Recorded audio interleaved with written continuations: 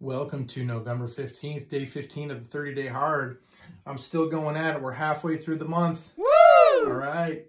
So as you guys notice, I'm dressed a little bit warm this morning because it's just getting colder and colder here in Arizona. But for those of you who are in a different part of the country, I have no right to be complaining. What we're going to talk about today is how to pay off your mortgage quicker. Some of this might seem obvious, but I think some people are going to learn something here. So I've got this fancy little visual aid here. What I really want you to pay attention to for the time being is this box here. Now this box represents the life of your loan on a typical regularly amortized 30-year mortgage, which is what most people have. They have a fixed rate mortgage. Now this doesn't represent like a crazy negative amortization or interest only or adjustable rate. This is your standard 30-year fixed, okay? And if you notice up here, you have year 1, and you notice over here, you have year 30. So this entire box represents the life of your loan. So to be perfectly accurate, which I didn't feel like doing, and it would have been kind of messy if I did it anyway, to be perfectly accurate, what you would have to do to help you understand this better was you would have to draw vertical lines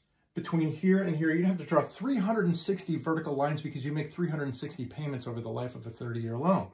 Let's imagine those lines being in this right now. So if you notice down here, we have this big triangle down here called interest, and we have this other big triangle up here called principal.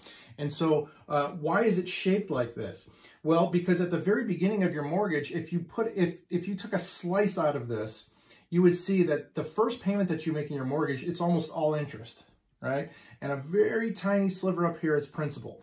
And then let's fast forward to your 360th payment on your 30-year mortgage. It's the opposite, right? The majority of your payment, now your payment doesn't change in this situation, right? Your principal and interest payment doesn't change. You have taxes and insurance and mortgage insurance and HOA dues and all that other stuff. But we're just talking about the principal and interest payment on your mortgage. This mortgage payment will not change if you do not refinance for the entire 30-year mortgage. So the 360th payment, if you made it that far in your mortgage, almost all of it would be going toward principal, and just a very little bit of it goes toward interest. Now that seems a little bit evil, right? Why would they front load all of the interest like that? Well, I think it's obvious why they would do that. And I say they, I'm talking about the banking system, and we don't really have much control over that. It's really sort of disconcerting for people who, they've been on their mortgage for 5 years or 7 years or even 10 years, and they say, why haven't I paid more principal down on my mortgage in this period of time? Well, this is why. Let's talk about what happens when you just make a little bit of an extra payment toward your principal every single month. And I'm talking like 50 bucks, 25, 50 bucks. What you're doing is you're actually accelerating this line much quicker. If you stay consistent and do 50 bucks, 25 bucks, whatever it is, I gotta fix this line, but what you're gonna see is you're gonna see the line go down like this, and you're gonna pay it off considerably faster. This is gonna be the end of your mortgage. This is gonna be the last payment on your mortgage right here instead of all the way out here. So you're cutting time off your mortgage, and another thing that you're doing is you're truncating the interest severely.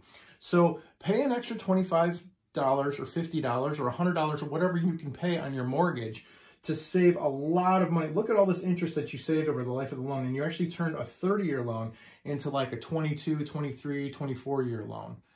Another thing that I want to talk about today is interest rates. What's been happening with the interest rates lately? Well, they've been coming down, which is a good thing.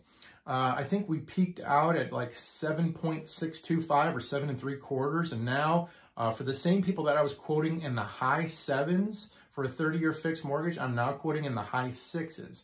So it's really come down quite a bit. Now, a lot of this has to do with what's going on in the bond market and how most of the people feel about what's happening with inflation. They think that inflation is finally under control, and a lot of people are feeling confident that the Fed is no longer going to hike interest rates.